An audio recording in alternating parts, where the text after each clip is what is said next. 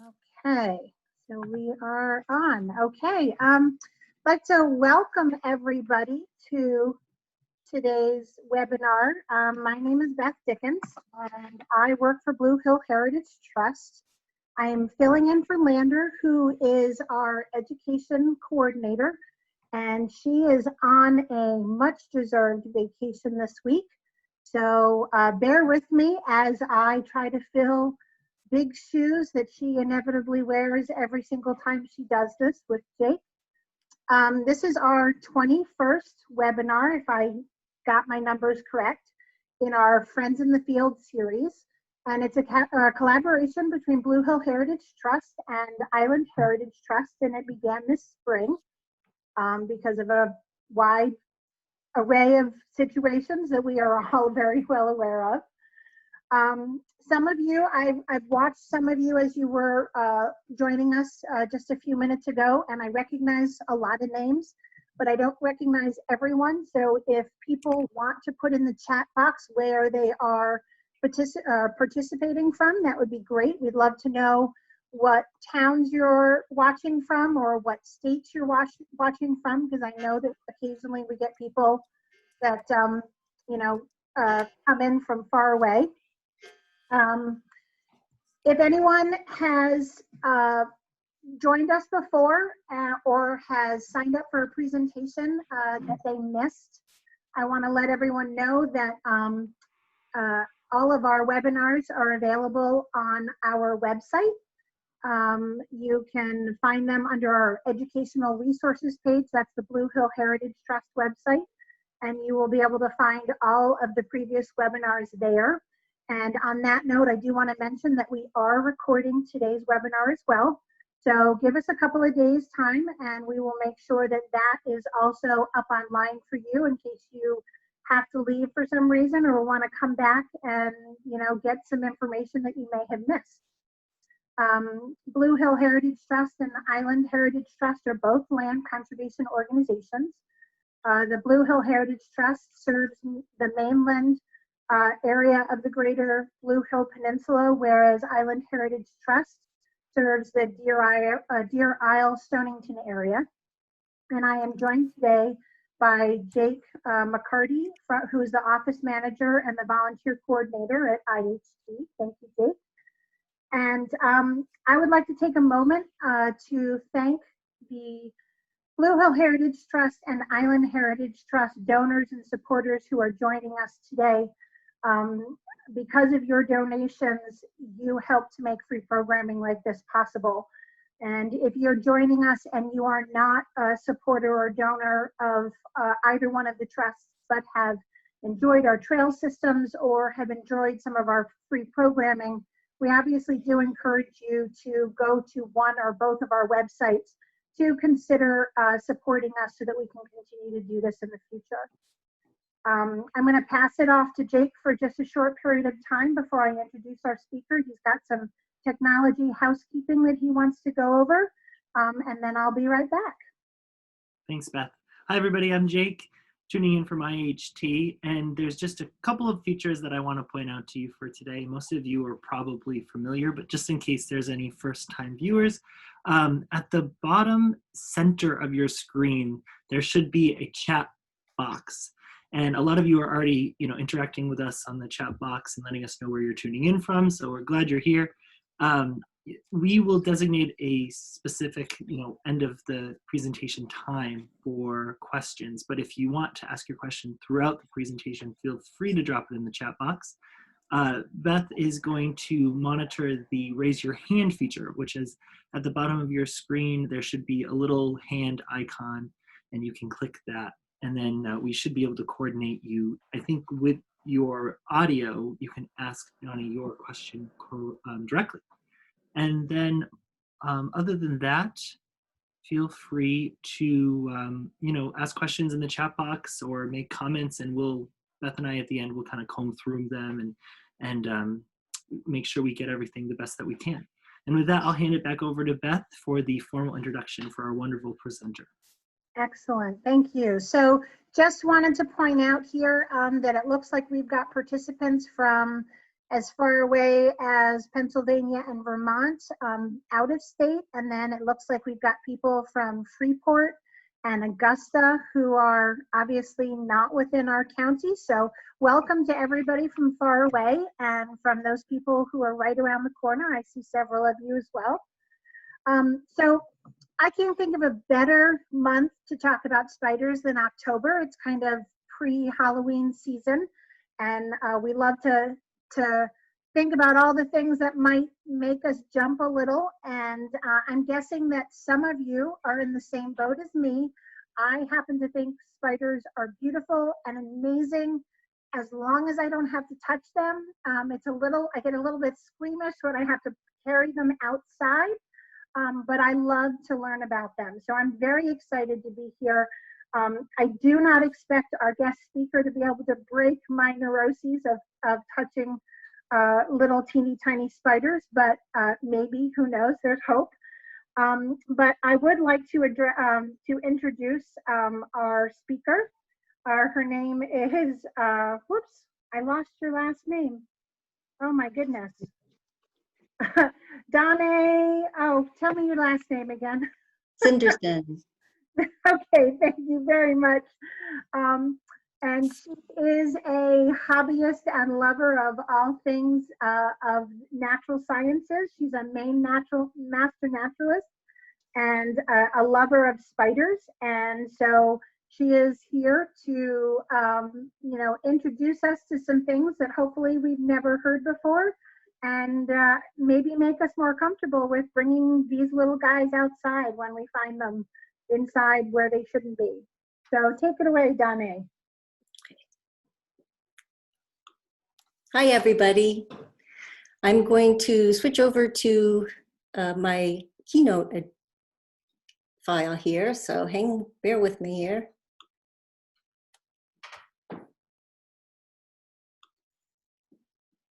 Oh, we need to.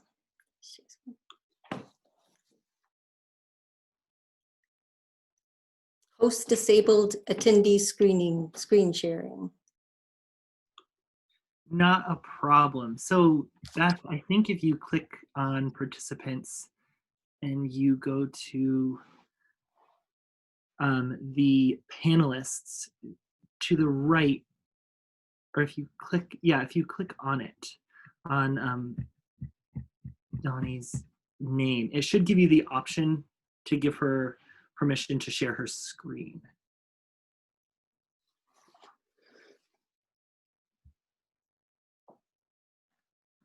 I am not seeing that. I can make her a host. You could try that. Beth, why don't you try making me a co-host, and maybe I'll be able to, to fix it. We'll give that a try. And I think it's important to note that, this is a very exceptional time, and we're all learning, and we're all going to embrace imperfection as we go. Okay, so I am now and then,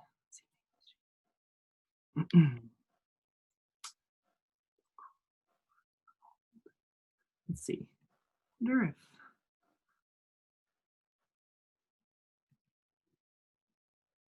okay, so yeah, you know what, Beth, let's try promoting Donnie to a co-host as well, and then I think she'll have the capability to share her screen. Okay, doesn't look, can you do that from your screen? Oh, yeah, let's see. Host, okay. Okay, I think I have the option now. Does that work? Okay. Okay, it's asking me who can share, only host or all panelists, so I just say only hosts. Right. Yeah, that's fine.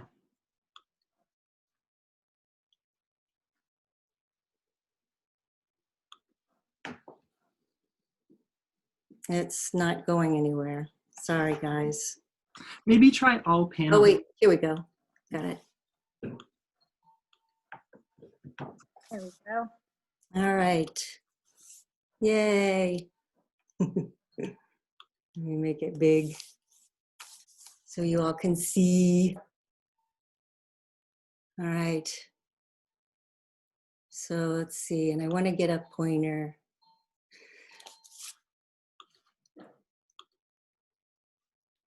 All right. So welcome everybody. Is there a way I can see everybody at all or no? Okay. So I can't see you, which is too bad. But now can you see the toolbar that is in the top of my screen? No, I think we just have your slide view. Okay, great. All right. So everybody, this is my first Zoom, and I really appreciate you all coming or being there to talk spiders with me, because I love to talk about spiders. And hopefully it's not going to be rip roaring. I don't know, for some reason in the flyer they advertise it as being rip roaring, and unless I'm more hilarious than I think I am, it's just going to be a regular spider talk. I'm going to be showing you some pictures that I've taken of spiders, and I'll tell you where they were located so that you'll know where to find spiders, and maybe when you're out exploring in nature, you'll be able to find some of the same types that I've come across. So I'm going to start off by just warning you that spiders sense things very differently than we do. We see things. That's usually our cue, is to see something, and then we respond from that point. But spiders are all about the touch, and you'll notice, and you probably may have noticed already, that spiders are very hairy, and a lot of those hairs are actually their sensory organs. And so with the long and many legs and all of the hairs that are on the legs, the touch and vibrations are very important for them. And it's going to help you when you're out exploring to know this, because it kind of gives you an idea. You can kind of put yourself in their position. So if you come bounding along, they're probably not going to be there, because they're going to try to get away as fast as they can. So this particular spider is commonly called a nursery web spider. And I took this picture, I came across this spider this summer, and thought it would be a good one, an up close personal, to show you all of the different hairs that are on the spider. It actually has some mites too. The little round red things that are attached here are mites. So those are a parasitic mite that's living along with this nursery web spider. But this spider is found in the tall grass. This one was located on my lawn edge. There's also a wood beyond the lawn edge, and mainly growing in this area are goldenrod, some grasses you can see here. But this particular spider had made its nursery for its spiderlings, this is a female, in a goldenrod plant. So this is a little bit further away from her. And the Latin name with the genus and species of this nursery web spider is, all of the Latin names will be located for most of the spiders anyway. And I'm not going to try and pronounce them because I'm terrible at pronunciation. So if you guys want to do your own pronunciation, that'd be great. But I think this one is Pisorina mira, or myra, Pisorina myra. And anyway, they, let's see, show you. This is what this whole area here is all enclosed in silk. And that is going to be, she'll lay her eggs in the nursery, and the spiderlings will hatch from the eggs, and they will stay in the nursery for a short time until they actually shed or molt their first exoskeleton. Spiders actually, their bodies are made of chitin, which in order for them to grow, they shed their exoskeleton like insects, and that allows them to grow larger. And so they'll molt, and then they will disperse. All right. So this next series of shots, they're related. There's quite a few shots in this series. And so I'm going to finish up with a couple of short videos, but bear with me. It's a long story. This is how I got started with spiders. This particular spider was on the railing. It was on a railing of a deck, and she had made her web in the railing, and had a grasshopper had gotten caught in her web. So she wrapped it in silk. As you can see, these shots are all in order. So you'll see the progression. And I happened along at this point, so that the grasshopper had already been wrapped up in silk. She had already injected a venom from her mouth parts into the grasshopper, but it looks like, because there is a lot missing here, you're not seeing web in certain parts of this photograph, and it looked like the grasshopper had done some damage struggling in the web before I came along. Now, this type of spider, it's commonly called a marbled orb weaver, as you saw. It has a retreat. It likes to have a retreat that's in a private area. So it'll build its orb web it built its orb web in the railing, and then it had a spot that it liked to go and hide until something came along into its trap. And so this is the corner that the prey that the spider had caught eventually ended up in. And I just took a picture I took this picture because of the grasshopper, because I really felt bad that this grasshopper had lost its friend or mate or whatever.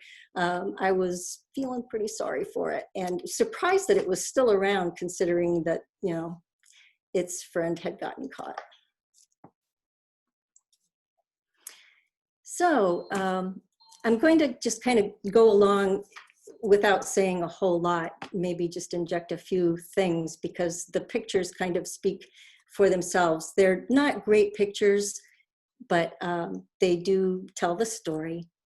So she had wrapped the grasshopper, and she was using the silk threads that were there in order to reinforce her web. And you'll be able to see that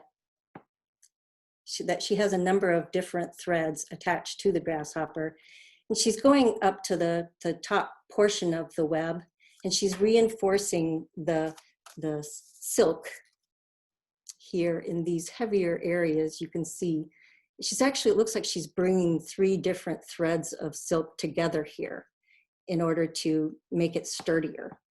And it looked like she had already done that here, because there were some silk threads missing over here, but yet they're here. And so her legs are just flying, and I'm just in awe, because she had a job to do, and she was trying to do it fast. She probably sensed that I was there and was trying to get her food up to the corner of her little retreat so that she could chow down. So again, she was back and forth. She'd come down to the grasshopper, and she'd, reinforce, do some things there. And here you can see that she's utilizing her back legs to pull the silk out of her spinneret. which is where the silk comes from, the back of their abdomen. And here she's straightening her legs out to pull it even tighter. So she's got it pretty well reinforced, as you can see. And so she comes back down to the grasshopper. And then here are the short little video clips. This one is when she actually lets loose of the bottom portion of the web. And so she's just kind of free floating there, but she's crawling up on top of the grasshopper. She's crawling up to get back up to the web. And then the next one shows her hauling the grasshopper up.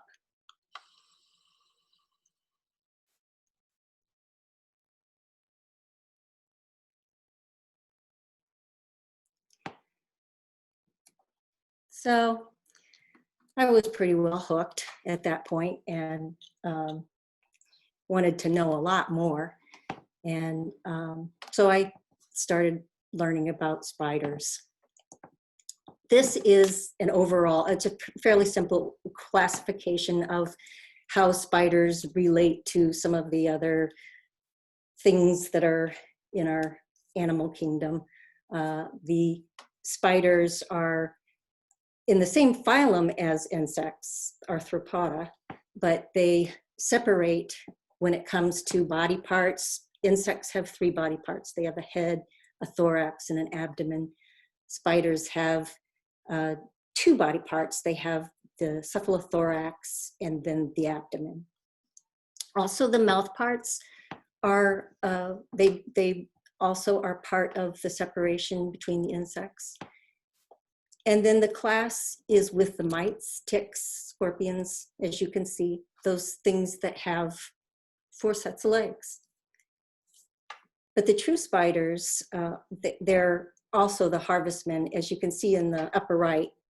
That a lot of people they confuse harvestmen for spiders. They're actually Epilione is the order that they're in, and they have 1 body section and a few other differences too. They don't produce silk. They only have 2 eyes, so they're not a true spider. We're going to talk about true spiders. Now you'll notice that in the bottom left, there is a segmented spider here. It's in the suborder, a different suborder. In North America, we are limited, especially in Maine, we're limited to the types of spiders that we have. And the 4 families that you see here on this slide, you've probably heard them commonly called wolf spiders, jumping spiders, and the family that relates to those types of spiders. So they are segmented in that way as well. There are a lot of different kinds of spiders. Okay, so I wanted to share some fun things with you before we get going, just to give you a bigger picture. Well, we've already gotten going, but while we're still fresh about spiders, the photo in the upper right is actually taken by Kevin Catley, and this is down in North Carolina. As you can see, this Dolomites spider has a frog, which is quite unusual, but it was a great capture. And Kevin is actually in the audience today. I noticed his name on the participant list, so thank you. He teaches classes at Eagle Hill, and he taught me, I spent a week with him at what we all called Spider Camp. Our group had a wonderful time. He did a wonderful job and does them often, so if you are interested in learning more about spiders, I would highly recommend it. But as you can see in this slide from the fun facts here, they're almost everywhere. And they keep our population, our insect population in check because they prey on the insects. And they inject their venom, which which also liquefies them. And then spiders actually, they are juicers. They suck out the insides of the insects and will leave an insect encasement when they're done. Oftentimes I'll go to a bush or something, I'll see an insect on a bush and I'll go over to the bush and a spider had already been there and there's no weight to the insect. It just flutters away because the insect has cleaned out the insides and left the outside case, which was floating away, very light and floating away. So this also explains here how they're an important part of the food chain for other species that are above them in the food chain. And there are many different kinds, and many live here in Maine. And then there are probably, as you can see from the house and garden may suggest more than 80 species, there are probably a lot of different kinds right outside your door. So the thing is, this is what scientists have discovered about spiders already, but there are a lot of really, really small ones. And so scientists think there could be over 200,000 species worldwide, just because so many of them are so small that we can't even see them. You know, we have never discovered them, or, you know, if we have come across them, we haven't done the right thing. We haven't, you know, documented the fact that they were there. So, but they're difficult to see. They're difficult to work with when they're that small. And so scientists, of course, would much rather work with an insect or a spider that was larger than they would with something so tiny. This one, you can see here, I think I noticed it, first of all, because I wanted to eat that asparagus. And so when I saw the spider there, I think the color actually was what attracted me. And the movement too, because I'm sure that it was moving. It had its web in the asparagus. And I took a shot with my macro, got a little better picture of it. And I think this is the type of spider that it is. My identification, I used this Common Spiders of North America, Richard Bradley, and so I make attempts. And if anybody knows the correct version, if one of these types of spiders is incorrect, please let me know. I appreciate it. All right, but there are large versions too. And it's hard to tell because I didn't put anything over next to it. I didn't want it to move, so I didn't want to scare it. But it would have been nice to have had something in the background so that you could see just how big this was. But it was the size of a small hand. And this was, if you don't want to deal with the little spiders and you want to find big spiders, go near a water body, because the abundance of insects is, of course, much greater. And this spider, that you can see the abdomen is just very full. And this was next to a pond on a rock, the type Dolomites. It's quite common here in Maine. A lot of people see them on their docks. They'll call them dock spiders.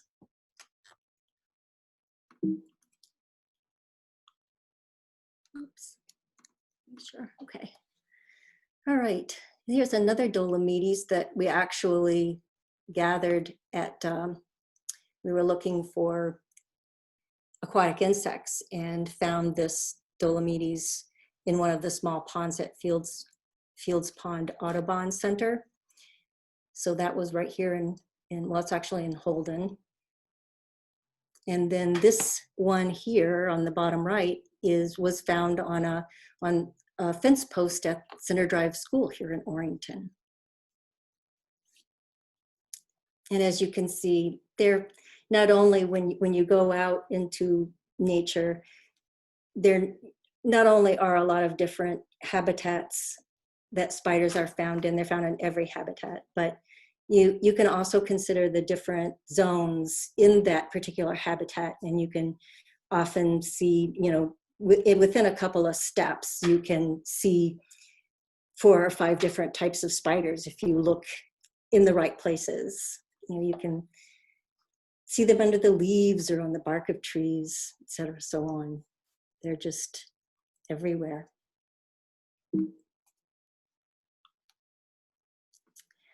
And then oftentimes they will appear when you least expect them. I had been out walking my dog, and I had picked a bunch of wildflowers and was coming back to put them in some water, and I was going to identify them.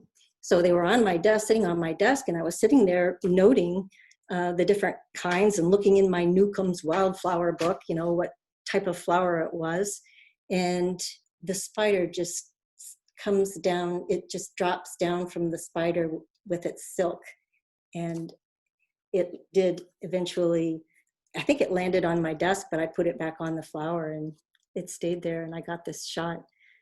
But it really made me think about how all of our actions really affect everything else. And then another common place for spiders in this household is the kitchen or the bathroom sink.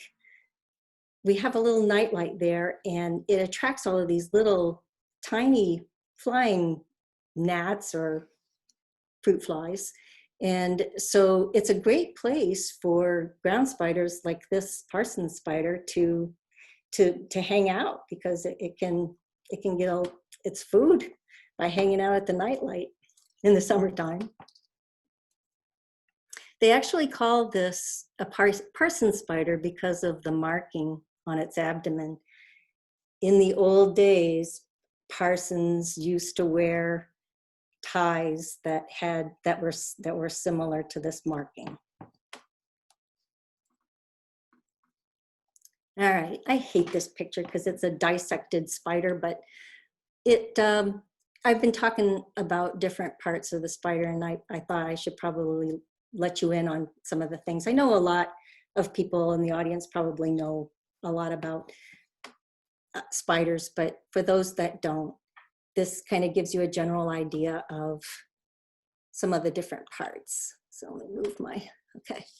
So these right here are the chelicera, the fangs are within that. And it's an important part of, it's the mouth, basically, mouth parts. And also the palps, the pedipalps that are here are actually part of the mouth parts as well. And then the eyes are located at the front of the cephalothorax, and they come in a variety of different patterns. And the patterns actually can help you to pinpoint identifications. The cephalothorax is this, we talked about earlier, is the front part, the anterior part of the spider, and the posterior part is the abdomen. And the spinnerets are located here. This that connects the two is called the pedicel. And there are 4 pairs of legs, and they are all attached to the cephalothorax. Also, I did mention the exoskeleton that spiders have chitin. Their exoskeletons are made of chitin, and they shed them for growth. And then, of course, all of the CTs we talked about are sensory organs. And they also, not only do they sense vibrations that predators are near, but they sense temperature and wind and all sorts of other things that help the spider to survive. And I was telling you about eye patterns, and this is a chart that has a lot of the different eye patterns and the families that those patterns are associated with. And then while we were talking about anatomy, I thought that I would include a video of the heartbeat. I recorded this with a microscope. And so it just shows the abdomen moving with the heartbeat. And so I'll play it for you now.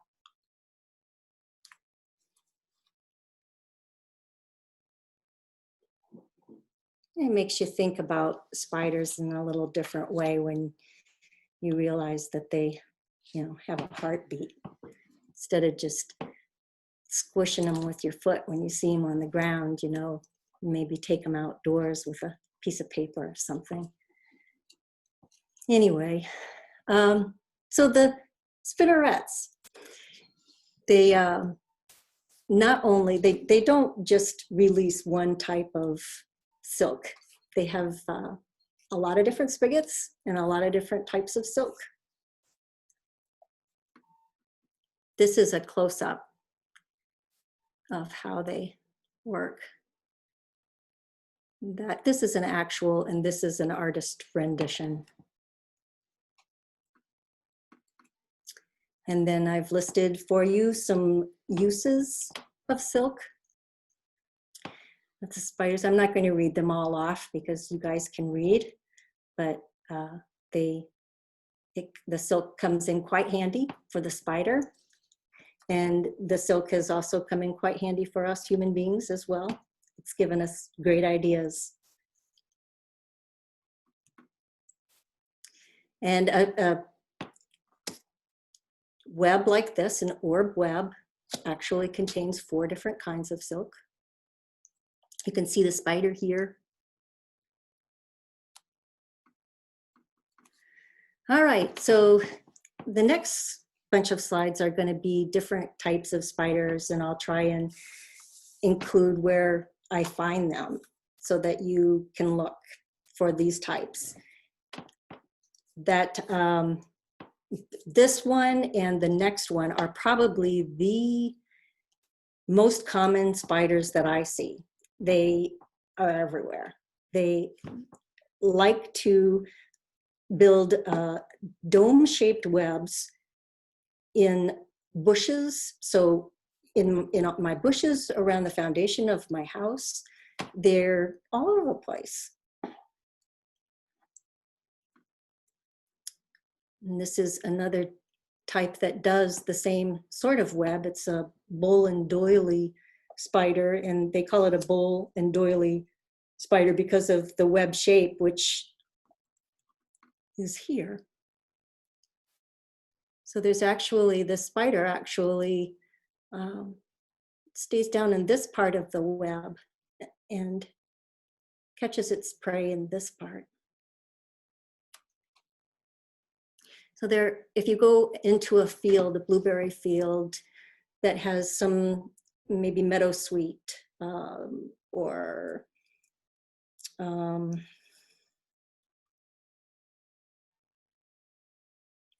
some small trees that are there, like let's say a field that is in the succession between a field and turning into woods, you'll see a lot of these. They're everywhere.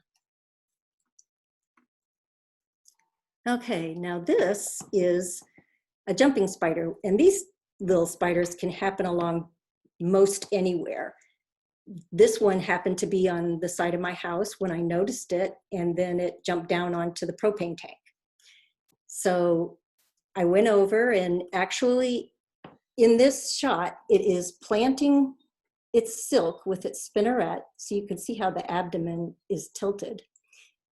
It's planting its silk before it jumps, because that silk is used as a lifeline. And this is a type of orb weaver that puts all of its dead insect prey in the middle of its web here. And I'm not sure exactly why they do that, but they do build their webs between trees. A lot of times I see them in the woods, and it could be to give a camouflage to the actual spider, and it could be also a way for the spider to alert other things like birds that there is a web there, because it does take a lot of energy for spiders to actually create a web.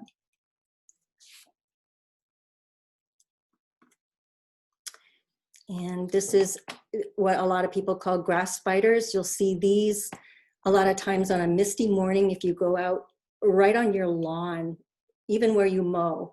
A lot of times you'll see these funnel webs. They'll be, you know, maybe about 5 inches wide or around, and they'll show up on those misty mornings because of the water, the high water content, and it attaches to these silk. And so it's a good time to go out looking for spiders. But they have this funnel web, which they use as a retreat, like we talked about with the Orb Weaver, the marbled Orb Weaver. Their retreat is down inside the funnel part, and they wait for their prey to come along and then come out and snatch them. And I found these in my windowsill. I found them in, near my, oh my gosh, I had my printer sitting on this little dry sink piece of furniture, and one built a funnel web right between the printer and the side of the piece of furniture. But this one was actually in a rhododendron, I think, out front.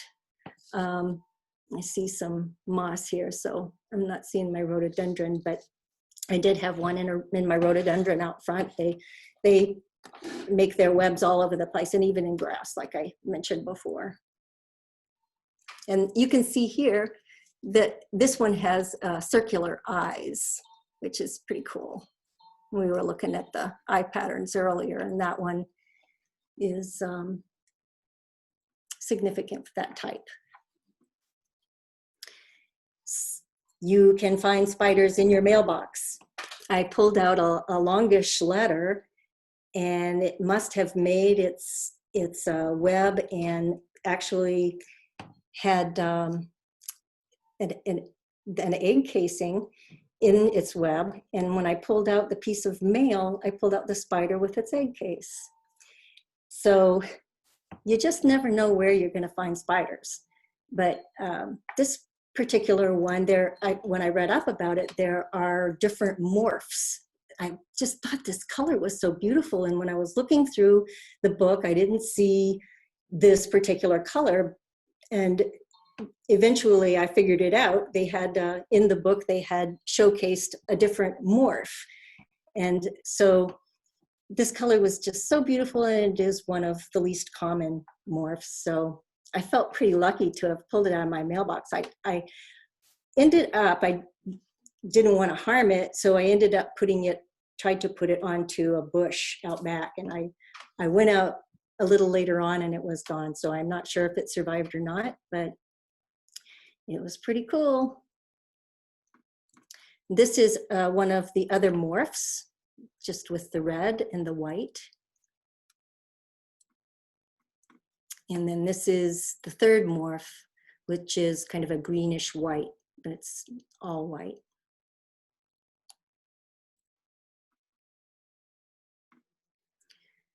Okay, this time of year, you can see this spider in leaves.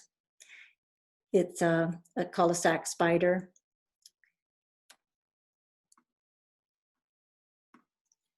And this one was in my laundry room, on the window of my laundry room, and you can see all of the lint here on my window. Of course, the macro lens on my computer kind of brings this all to the forefront. But so this is a Philodromid. It's got the laterigrade legs in the front, which are they flatten out, similar to like a crab.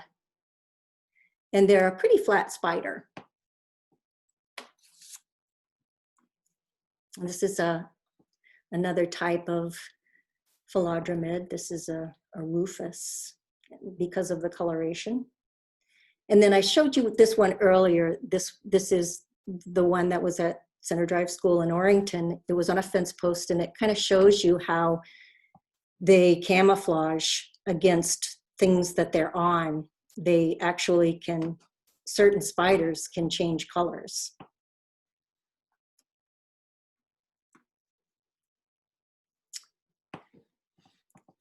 All right, and here I thought I'd just give you an idea of some of the different life cycle patterns. Different species have different patterns, but all in all, spiders have very short lives. Oh, and here's another picture by Kevin. Thank you, Kevin. He got a really cool one, another cool one in here that he shared with me, which you'll see soon. Okay, so these are spiderlings that had hatched in a buttercup flower. I had quite a pack of them. I'm not really sure what kind they were. And then this is the other picture that Kevin shared. These spiders, they stay on their mother's abdomen after they hatch. All of these little things are spiders, little bitty spiderlings. Pretty cool. I was there when he took this picture. It was great. It was while we were at spider camp. All right, and so this is a Lycosid, the same type of spider that I just showed you, which you often see these spiders when you're working in the garden in the spring, and you'll see the egg cases. That is usually the white kind of attracts my eyes to them. But these are wandering spiders, and you'll see that they have pretty large eyes. The wandering spiders, like Lycosid and Salticid spiders, they have large eyes, but they still primarily use their sensory organs, their CT, for touch. That's still their primary way. They're simple eyes. They're not compound eyes like insects. And I'm not exactly sure how well they can see. I don't think they have, I know that they don't have the same accuracy of vision that human beings do, but they do note. I've seen Salticids, the jumping spiders. I've seen them actually kind of looking back at me when I'm looking at them. So they do see something. All right, this is another spider that has a few different morphs, coloration morphs. And it's a fairly common spider that you can find a lot of times on wildflowers. If you like wildflowers and you're out taking pictures, this is how I run into them. They stay on the flower, and that's where they hunt. And instead of building a web to ensnare the insect, they actually grab them with their lateral-grade legs. And then they grab them and inject the venom.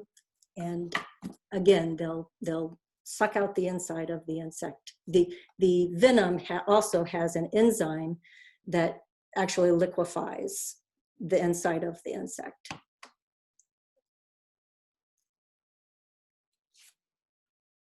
And these spiders also, these are another type that change color depending on what they're on. So they've got quite a few chemical advantages to help them survive. And here is one that's in hunting posture. It was gonna get me. Look at the pollen all over the place. I thought that was a pretty cool shot. And this is another spider in the same family. It's got the lateral-grade legs as well. It's actually considered a crab spider, but it's more often found, evidently, leaf litter, because it's commonly called the leaf litter spider. I'm not positive. And so with the crab spiders, and I had mentioned this before too, that oftentimes I'll look for an insect. So I went up to this lilac flower looking for looking to see what this moth was doing because it wasn't moving. And this is really strange that it wasn't moving. Usually when you get close to an insect, they'll take off. But when the moth just gently fluttered away down to the ground, and I took a picture of the moth, and then I went back up to the lilac, and there was a crab spider disappearing into the lilac flower. And you can see it hiding right here.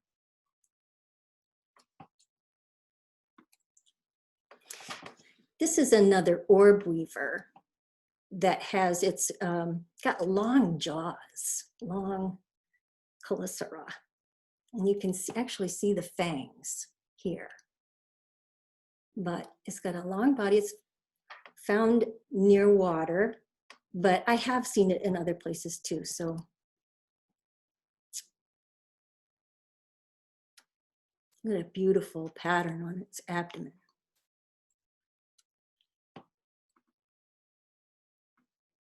And it's a close-up of the head area. You can see the eye formation. That's what I usually try to get a good shot, a clear shot of, so that I can ID a spider. But those long jaws are pretty cool. And then the fangs would be underneath here. And these are actually the pedipalps. I didn't mention it before when we were looking at the dissection slide, but if the spider is female, the pedipalps are usually fairly slim. But if the spider is male and it's mature, it will have a big ending here that looks kind of like a boxing glove. And that is where the male spider will actually transfer its sperm to the female by using its pedipalps. And here's when I was talking about the salticid, that it looked like it was looking back at me. It was observing me as much as I was observing it. It was on this flower, which was a great backdrop for the photos. And then it modeled for me. It showed me its front, and it showed me its back, and it showed me its side.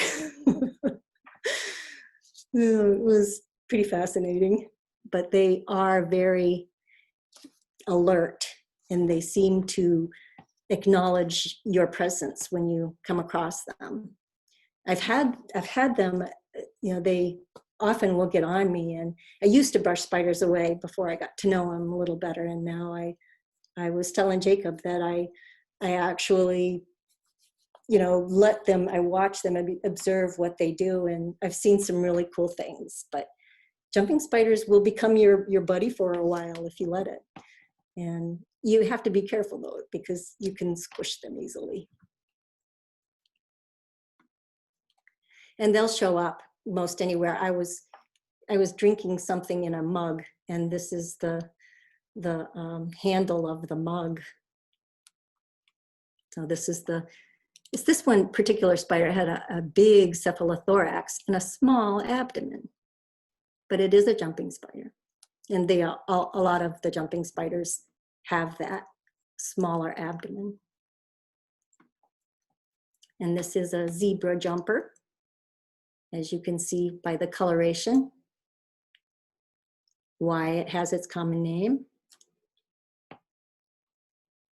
And actually, if you know the size of cedar shingles, you can see that some of these spiders are actually quite small, but with the macro lens that I have on my camera, or that anybody could actually, if they had a macro lens, you can really bring in these small insects and spiders, and so that you can see them much better. This spider may be one that is near your house. They like to make their cobwebs in, like we have a wood box, and then between the wood box and the back of the garage, they have all sorts of webs in there. And they have these long gangly legs and they just kind of hang around. And a lot of times from a distance, you'll just see all the legs and you'll think, bleh. But look at that beautiful pattern on the abdomen. They're gorgeous, I think. And then, you know, they have, on the cephalothorax, they have this dark spot in the middle, which really gives you a concrete thing to say, okay, this is that spider, when you go to look it up in the spider book.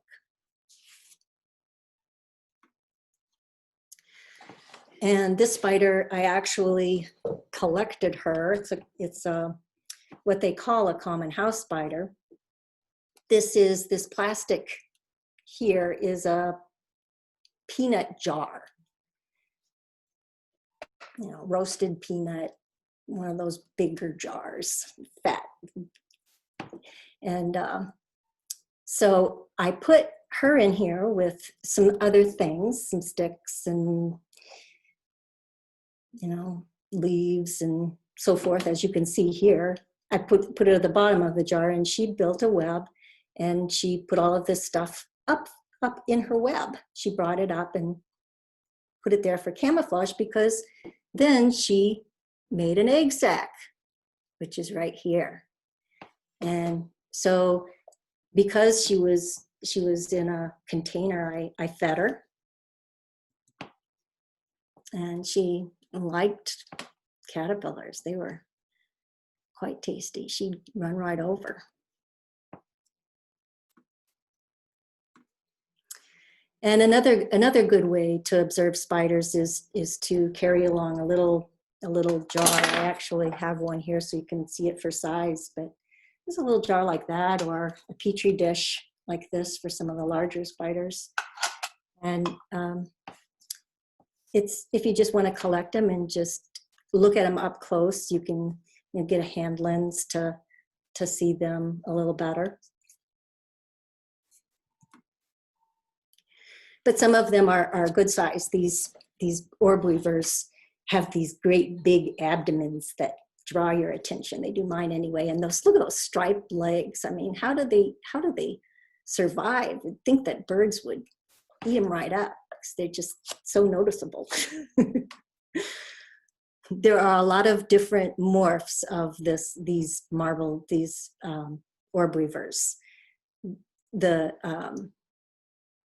I think this is commonly called a shamrock orb weaver. And so there are orange and brown and various colors.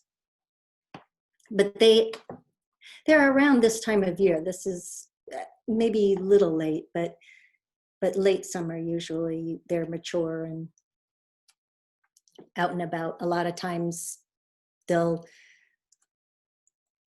populate underneath roof beams on houses. I've seen them there.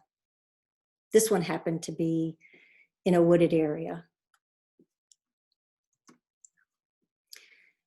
And we have a sugar maple in the front yard. This one, I found this one there. It had made its orb weave. It was small and had made its orb weave right in a sugar maple leaf. And what drew me was a bright yellow. But every time I got close to it, it would get in this position and I would just see this drab, yellowish, brownish spider. So I had to keep going away and coming back, because it knew it would get in this position as a safety position. And then when I would leave, it would come out and it would start working on its web again. So I had to be really tricky, and these pictures aren't very good because I had to move fast, but by getting the photograph of the abdomen, I was able to pinpoint it as the six-spotted orb weaver.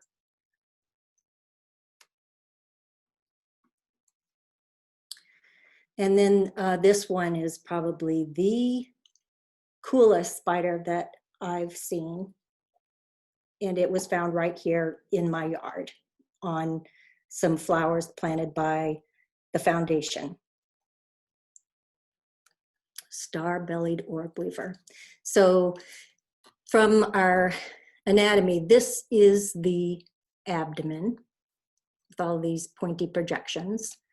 This is the cephalothorax, and the eyes are here. And then the legs are kind of tucked up in here and here, back in through here. This is, it was all tucked up inside, and this is the from the back, the abdomen from the back. And then this is from the front. This is, again, the head, and then the abdomen here, and the legs. And this is it in action. It had caught a true bug, a hemiptera, some sort of a leaf bug in its web. And so this is the abdomen here, and the bottom of the cephalothorax from underneath, and the legs. This one builds its webs in tall grasses in fields. Many of you may have seen it. It's quite large. They actually put this Z in their web, and we believe that it's to keep birds from flying into their web, which, like I mentioned before, would take a lot of energy for them to rebuild their web. But that Z is very noticeable. You kind of have to train your eye to it a little bit, and once you see one, you sometimes see quite a few more, but they're pretty big. Whoops. All right, so I've got one more slide for you here, and then we can talk and maybe share spider stories if we have time. So this is from the famous E.B. White, who wrote Charlotte's Web, the famous children's book. He found this great, he also made this great quote, which is so, so true. I can definitely say that it is very true. Once you begin watching spiders, you haven't time for much else. The world is really loaded with them. So. Oops. That was great. Thank you so much, Donne. So it looks like we have at least one question that I saw was that we've got Abigail asking about the spiky spider that you showed us before, the black and yellow garden spider, the one that you said that was the most interesting one. Could you tell us about that one again, what that's called? It was the star-bellied orb weaver, I believe, is the one she was talking about. It's so it's an orb weaver, and I was able to identify it because it's so unique. But I don't think it's very common because it was the only time I've ever seen it. But it was found in flowers that were planted near the foundation of my home. Well, I don't know about anybody else, but I've seen quite a few unique spiders today. There's only 3, I think, that I could identify as having seen before. I think the most common one I see is that black and yellow garden spider. I see them all the time outside in our fields, especially when they're not mowed. So I don't know if anyone else wants to share anything new and unusual that they've seen, or if they have some questions or would like to tell a story about anything that they've got in their area. The chat box would be a great place to do that.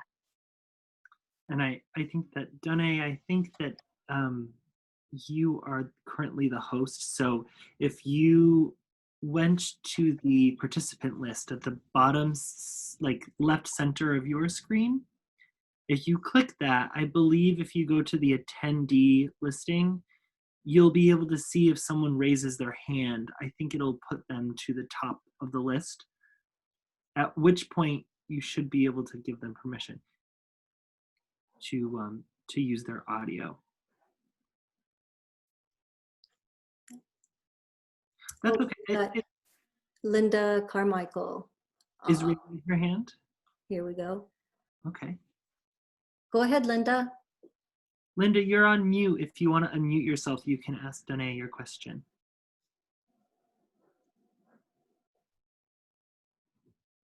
Maybe not. That's okay. People press the button by accident sometimes too, so that could be it. Linda, if you can hear us, go ahead and at the bottom left, you can unmute yourself.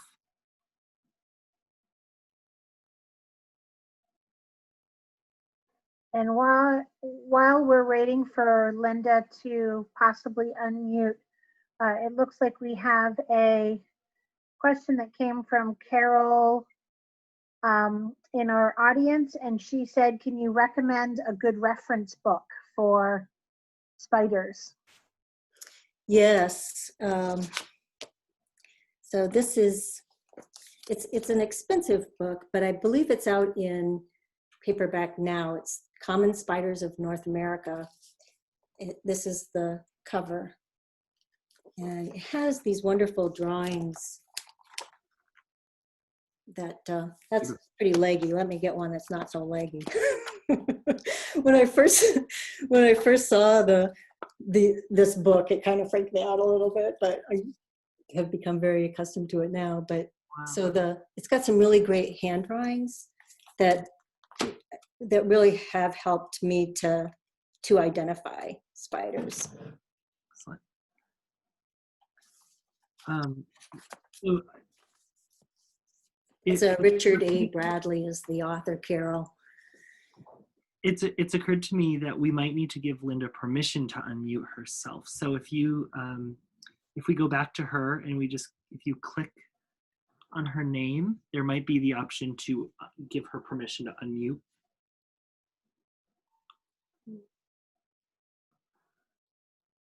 Promote to panelist, maybe? Yes, you could do that. And then, Linda, you can just, you can ask your question with your audio. There we go. Linda, are you there?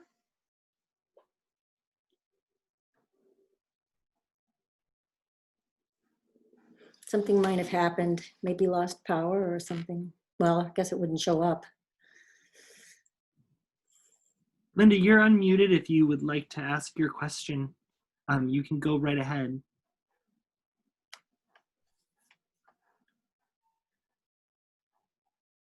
Well, that's all right.